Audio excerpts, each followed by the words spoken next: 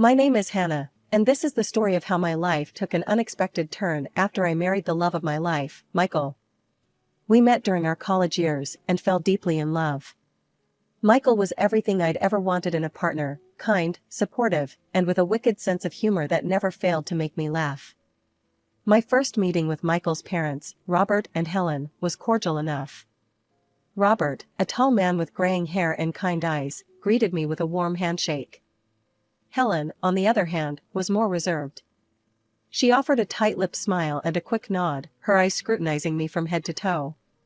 "So, you're the girl who's stolen our Michael's heart," Helen said, her tone carrying a hint of something I couldn't quite place at the time. "I hope you know how lucky you are." "I do," I replied, trying to keep my voice steady. "Michael's an incredible person." "Yes, he is," Helen agreed, her eyes never leaving mine. "I raised him to be that way." As the evening progressed, I found myself gravitating towards Robert. He was easier to talk to, asking me about my job as a speech therapist and showing genuine interest in my responses. Helen, meanwhile, seemed more interested in regaling us with stories of Michael's childhood achievements and his sister Olivia's budding modeling career. "Olivia's doing so well in Milan," Helen boasted. "She's dating an Italian entrepreneur now." "Such a catch." I nodded politely, unsure of how to respond. Michael squeezed my hand under the table, a silent show of support that I appreciated more than he knew. The first few months of our marriage were blissful. Michael and I settled into our new home, a cozy apartment in the heart of the city. We spent our weekends exploring local cafes, going on hikes, and simply enjoying each other's company. I threw myself into my work at the speech therapy clinic, finding immense satisfaction in helping children overcome their communication challenges. But as time went on, the cracks in my relationship with Helen began to show. It started with unannounced visits to our apartment. She'd show up at odd hours, always with some flimsy excuse. One sunny Saturday afternoon, Helen showed up unannounced yet again. I was in the middle of cleaning our apartment, my hair tied back in a messy bun and wearing old clothes. "Oh my," Helen exclaimed, her eyes widening in mock surprise. "I didn't realize we were going for the shabby chic look these days." I bit my tongue, reminding myself that she was still Michael's mother. "I'm just doing some cleaning, Helen." "What brings you by?" She ignored my question, pushing past me into the living room. "Cleaning? Well, you could have fooled me. Look at this dust." She ran a perfectly manicured finger along our bookshelf, holding it up for inspection. I felt my cheeks burn with embarrassment as our neighbor, Mrs. Thompson, walked by our open door. Helen's voice carried, ensuring that every word was audible in the hallway. "Really, Hannah," Helen continued, her voice dripping with disdain. "I don't know how Michael puts up with this. When I was a young wife, I kept our home spotless. But then again, I didn't have the luxury of gallivanting off to work every day." "My job is not a luxury, Helen," I said, trying to keep my voice steady. "It's a career I'm passionate about." Helen scoffed. "Passion doesn't keep a home, dear." "Speaking of which, where is Michael? Working late again? Or perhaps, elsewhere?" The implication in her tone was clear, and it took every ounce of self-control not to lash out at her. Instead, I took a deep breath and said, "Michael is at the gym. He'll be home soon." Helen mused, a sly smile playing on her lips. "Well, I suppose we'll see." I nodded politely, biting back the retort that threatened to escape my lips. Just then, Michael walked in, his gym bag slung over his shoulder. "Mom," he said, surprise evident in his voice. "What are you doing here?" "Just checking in on you too," Helen replied sweetly. "Someone has to make sure you're being taken care of properly." Michael's eyes darted between Helen and me, sensing the tension. "Hannah takes great care of me, Mom. And I take care of her. We're a team." Helen's smile tightened. "Of course, dear. Well, I should be going. Don't forget about dinner next week." As soon as the door closed behind her, I collapsed onto the couch, tears of frustration welling up in my eyes. "I'm so sorry, Hannah," Michael said, sitting beside me and pulling me into his arms. I'll talk to her again. This has to stop. Little did I know that our lives were about to change in ways we couldn't have imagined. A few weeks later, I missed my period. At first, I dismissed it as stress, but as the days went by, I couldn't ignore the possibility any longer. With shaking hands, I took a pregnancy test. Those 2 minutes felt like an eternity, but when I finally looked at the stick, there it was, 2 pink lines. I was pregnant. When I told Michael about the pregnancy, his face lit up with pure joy. He swept me into his arms, spinning me around our living room. "We're going to be parents," he exclaimed, his eyes shining with happy tears. "I can't believe it, Hannah. This is amazing." However, the blissful bubble burst when we realized we had to share the news with Michael's parents. I hoped, perhaps naively, that the prospect of a grandchild might soften Helen's attitude towards me. We decided to tell them over dinner at their house. As we sat around the dining table, Michael cleared his throat and squeezed my hand under the table. "Mom, Dad," he began, his voice filled with excitement. "We have some wonderful news. Hannah's pregnant." Robert's face broke into a wide grin. "That's fantastic," he exclaimed, reaching across the table to pat Michael's shoulder. "Congratulations, both of you." Helen, on the other hand, remained eerily silent. Her eyes narrowed as she looked at me, her lips pressed into a thin line. "Well," she finally said, her voice devoid of any warmth, "I suppose congratulations are in order. I do hope you're prepared for the responsibility, Hannah. Children are a full-time job, you know." The tension in the room was palpable.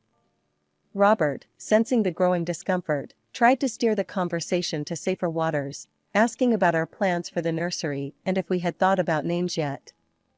As the weeks passed, my body began to change. Morning sickness hit me hard, and there were days when I could barely drag myself out of bed. Despite feeling awful, I pushed myself to keep up with my work and household chores, determined not to give Helen any ammunition. One particularly rough evening, Helen showed up unannounced at our apartment. I had just returned from work and was exhausted, my feet swollen and my back aching. "Oh my," Helen said as she walked in, her eyes roving over my disheveled appearance. "You look absolutely dreadful, Hannah. Are you sure you're taking proper care of yourself? And the house, well, it's seen better days, hasn't it?" I bit my lip, fighting back tears of frustration. "I'm doing my best, Helen. Pregnancy isn't easy." She waved her hand dismissively. "Nonsense. Women have been having babies for millennia. There's no need to make such a fuss about it. When I was pregnant with Michael, I never let it interfere with my duties." As she continued to criticize everything from the state of our laundry to the contents of our fridge, I felt something inside me snap. "Helen," I said, my voice trembling with suppressed emotion, "I appreciate your concern, but I'm tired, I'm nauseous, and quite frankly, I don't need this right now. If you can't be supportive, I think it's best if you leave." Helen's eyes widened in shock, then narrowed dangerously. "Well, I never," she huffed. "Is this how you speak to your elders? To family? Michael will be hearing about this, mark my words."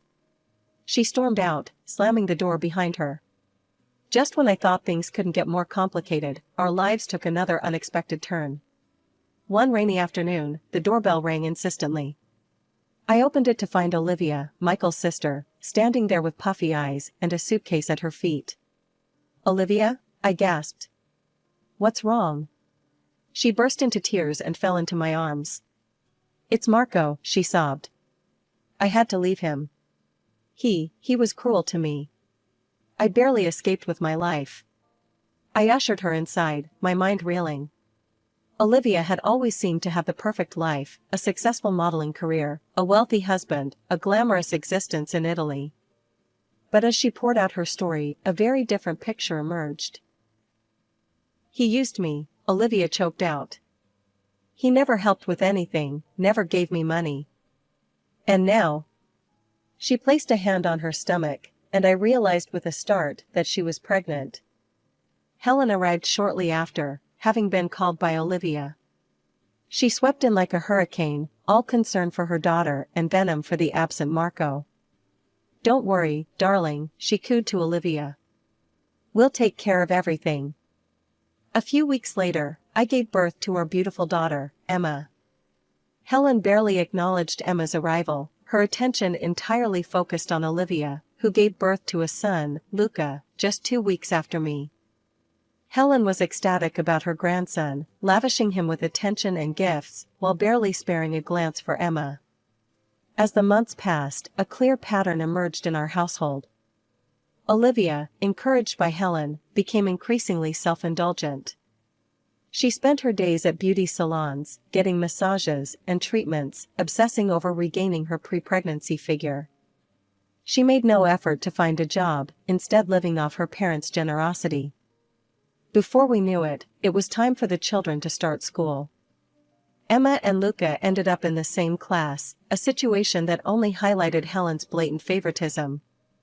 She would pick up Luca from school, often leaving Emma behind for me to collect after work. At school events, Helen made it clear she was there only for Luca, barely acknowledging Emma's presence. One day, Helen fell ill. Olivia, unwilling to disrupt her beauty routine, turned to me. "Hannah," she said, her tone leaving no room for argument, "you'll need to pick up Luca, make his lunch, help with his homework, and get him ready for his school play. Mom can't do it, and I have appointments." I was taken aback by her presumption, but found myself agreeing. Despite everything, I couldn't bring myself to punish Luca for his mother and grandmother's behavior. He was a sweet boy, after all, and not to blame for the adult's actions. When Helen recovered, I thought things would return to their usual pattern. Instead, she approached me with an outrageous demand. "Hannah," she began, her tone sickly sweet, "now that you've seen how much work it is to care for Luca, I'm sure you understand why Olivia needs help. We think it's only fair that you contribute to his school fees. And you'd be helping out a single mother." I was stunned into momentary silence, then felt a surge of anger. "Absolutely not," I said firmly. "Helen, I have my own child to support. If Olivia needs help, she should consider getting a job." Fuming, Helen stormed off to complain to Michael. To my immense relief, he backed me up completely. He put her in her place, and making it clear that her demands were unacceptable. The day of the school's drawing contest arrived. Emma had been working tirelessly on her artwork for weeks, pouring her heart and soul into each piece. Her excitement was palpable as she carefully packed her drawings into her school bag the night before. That morning, as we were getting ready to leave, Helen unexpectedly showed up at our door. "I thought I'd take the children to school today," she announced, a smile that didn't quite reach her eyes plastered on her face. "Really, Grandma? You'll take me?" Emma asked, her eyes shining with hope. I received a call from Emma's teacher just before lunch. "Mrs. Johnson? There's been an incident with Emma's artwork for the contest. I think you should come to the school." My heart racing, I rushed to the school. I found Emma in her classroom, tears streaming down her face, surrounded by her ruined artwork. Each carefully crafted drawing was soaked through with what appeared to be orange juice, the colors running together in a heartbreaking mess. "Mommy," Emma sobbed as she saw me. "Grandma did it. She put juice in my bag on purpose." I felt as if I'd been punched in the gut. Leaving Emma in the care of her sympathetic teacher, I drove straight to Helen and Robert's house, my hands shaking with anger as I gripped the steering wheel. I burst into their living room, where I found Helen calmly sipping tea. "How could you?" I demanded, my voice trembling with rage. "Emma's artwork. The juice. She told me what you did." Helen's face hardened. "I'm sure I don't know what you're talking about. Children have such vivid imaginations, don't they?" Just then, Luca piped up from the corner of the room where he'd been playing quietly. "But Grandma, I saw you put the juice in Emma's bag. You said it was a surprise for her." The room fell silent. Robert, who had been listening from the doorway, stepped forward, his face a mask of shock and disappointment. "Helen, is this true?" Caught out, Helen's demeanor changed instantly. Her eyes flashed with defiance. "So what if I did?" It's not fair that Emma gets to participate in the contest when Luca didn't enter. I was just evening the playing field. Robert exploded. Have you lost your mind, Helen? How could you do such a thing to our granddaughter? As Robert continued to berate Helen, Olivia burst into the room. Taking in the scene, she immediately rushed to Helen's side. How dare you all gang up on Mom like this, she shrieked. Get out, Hannah. You're not welcome here. Stunned by this turn of events, I left the house in a daze. I drove home in silence, my mind reeling from what had transpired. When Michael came home that evening, I recounted the day's events. His face paled, then flushed with anger as I told him what his mother had done. That's it, he said, his voice hard with resolve. We're done. No more contact with Mom or Olivia. I won't have them hurting you or Emma anymore. A few months after the art contest incident, Emma came home buzzing with excitement about an upcoming weekend school trip. Her enthusiasm was infectious, and I found myself looking forward to this opportunity for her to create happy memories with her classmates. However, my joy was short-lived when I learned that Olivia was in charge of collecting payments for the trip. I made the payment promptly, making sure to get a receipt and even taking a screenshot of the bank transfer, just in case. The morning of the trip arrived, and Emma was up at dawn, her small suitcase packed and ready by the door. We arrived at school early, Emma practically bouncing with anticipation. But as we approached the bus, I saw Olivia standing there with a clipboard, and my heart sank. Name? Olivia asked coldly as we reached her. Emma Johnson, I replied, trying to keep my voice neutral. Olivia made a show of scanning her list. I'm sorry, she said, not sounding sorry at all. But I don't have any record of payment for Emma. She can't go on the trip. Emma's face fell, and I felt a surge of anger. That's impossible, I insisted. I paid weeks ago. I have the receipt and bank transfer to prove it. Olivia shrugged. I don't know what to tell you, Hannah. If it's not on my list, it's not paid. Emma started to cry, and I felt helpless.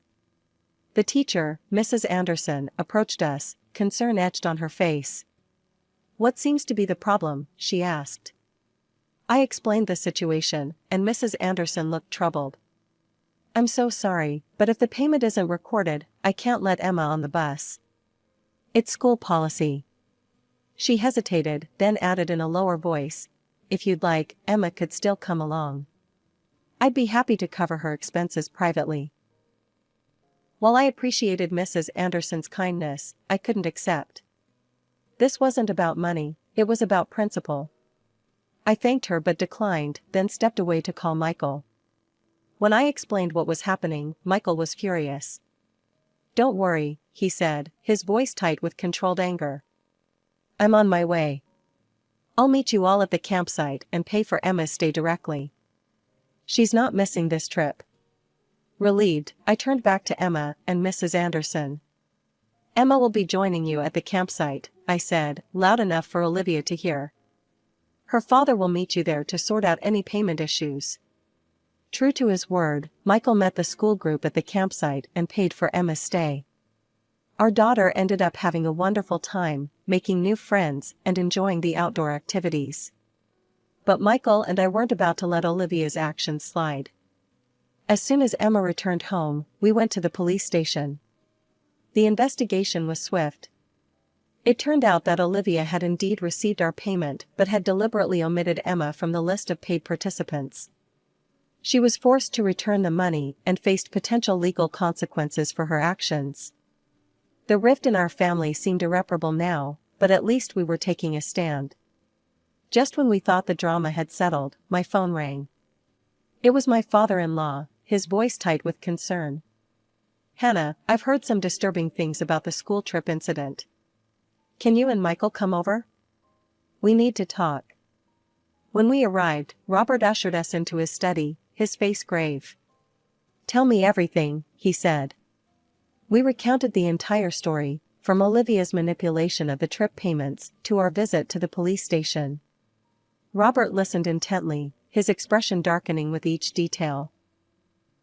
To our surprise, Robert picked up his phone and dialed a number. "Marco? It's Robert, Olivia's father. I need to know the truth about your divorce." Michael and I sat in stunned silence as Robert put the phone on speaker. Marco's accented voice filled the room. "Mr. Johnson, I've been waiting for this call," Marco said, sounding weary. "The truth is, Olivia was not the victim she claimed to be. She had constant tantrums, was pathologically jealous, and spent money like water. But the final straw was when I caught her with another man. I had no choice but to end our marriage." Robert's face paled. "But what about child support? Olivia said you refused to pay." Marco's laugh was bitter. "Refused? I pay a substantial amount every month. I'm shocked to hear you've been covering expenses. I assumed that money was going towards Luca's care." At that moment, Helen burst into the room, her face contorted with rage. She snatched the phone from Robert's hand. "How dare you spread such lies about my daughter?" she shrieked into the phone. "You're obligated to support her and Luca, do you hear me? Every penny." Robert wrestled the phone back, ending the call. The room fell into a tense silence, broken only by Helen's heavy breathing. "Helen," Robert said, his voice dangerously calm. "Get Olivia in here. Now." Minutes later, Olivia flounced into the room, designer shopping bags in hand. Her smug expression faltered as she took in the serious faces around her. "Olivia," Robert began, "we know everything. The lies about Marco, the money, the cheating. It stops now. You're going to get a job, starting tomorrow.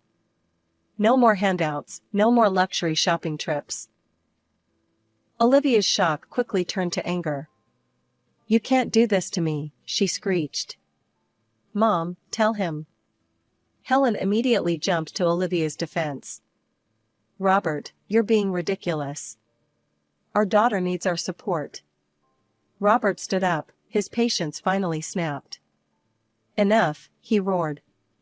"This is my house, and I've had it with both of you. You're both leaving, now. And Helen, consider this the end of our marriage. I want a divorce." The room erupted into chaos. Olivia and Helen screamed and pleaded, but Robert stood firm. Michael and I sat in shocked silence, watching as years of manipulation and lies finally came crashing down. In the months following the dramatic confrontation at Robert's house, our lives underwent significant changes. Robert, true to his word, filed for divorce from Helen. Despite her manipulative behavior, he provided her with a fair compensation package, hoping it would give her a fresh start. However, we soon learned that Helen had handed over most of the money to Olivia, who quickly squandered it on luxury items and frivolous expenses. It wasn't long before they both found themselves in dire financial straits. Marco, having learned the truth about Olivia's deception, fought for full custody of his son. The court proceedings were intense, with Marco presenting evidence of Olivia's unstable lifestyle, her unemployment, and her lack of permanent residence. To our amazement, the American courts ruled in Marco's favor. Luca was to be returned to Italy to live with his father. It was a bittersweet moment. While we were relieved that Luca would be raised in a more stable environment, our hearts ached for the little boy who had to leave behind the only home he'd known. Weeks passed, and life began to settle into a new normal. Emma was thriving in school, and Michael and I were enjoying the peace that came with having distance from Helen and Olivia. Robert became a frequent visitor, clearly relishing his role as a doting grandfather to Emma. Then, one rainy afternoon, there was a knock at our door. I opened it to find Helen standing there, looking older and more haggard than I'd ever seen her. "Hannah," she began, her voice trembling, "I need to talk to you." Warily, I let her in. She sat on our couch, wringing her hands nervously. "I've made so many mistakes," Helen said, her eyes brimming with tears. "I realize now how terribly I've treated you and Emma. I miss my granddaughter so much. Please, I want to make amends. I want to help raise Emma, to be a proper grandmother to her. I was hoping, maybe I could come live with you and Michael?"